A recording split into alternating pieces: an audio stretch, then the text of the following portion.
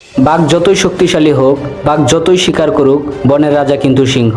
বনের রাজা সিংহ, আর রাজারা কখনো মাথা নিচু করে চলে না, কারো দেখানো পথে চলে না, কারো চিন্তা মাথায় নেয় না, বিপদে ঘাবড়ে যায় না, কারো কথায় জঙ্গল শাসন করে না। রাজা চলে নিজের বুদ্ধিতে, রাজা চলে নিজের শক্তিতে, আর রাজা জঙ্গল চালায় নিজের যোগ্যতায়। সিংহ যখন শিকার করে তখন বনের গাছপালা পর্যন্ত কাঁপতে থাকে। সিংহ যখন শিকার করে তখন চারদিকে স্তব্ধ হয়ে যায়। হাজার হাজার পশু পাখির মধ্য থেকে সিংহ যাকে টার্গেট করে, যতই বাধা আসুক না কেন সেটাকেই শিকার করে।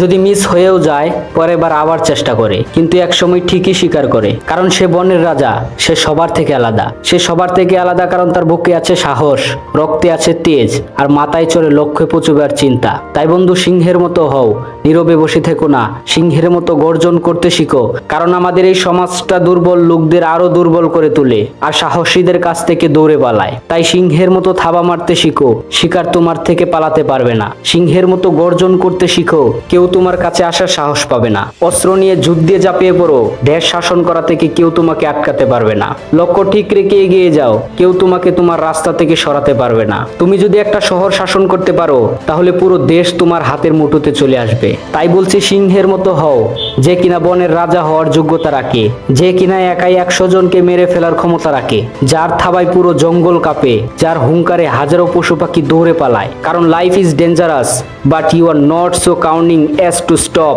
Because you alone are 100। কারণ জীবনটা অনেক মারাত্মক, কিন্তু তুমি থেমে যাওয়ার মতো ছেলে নও।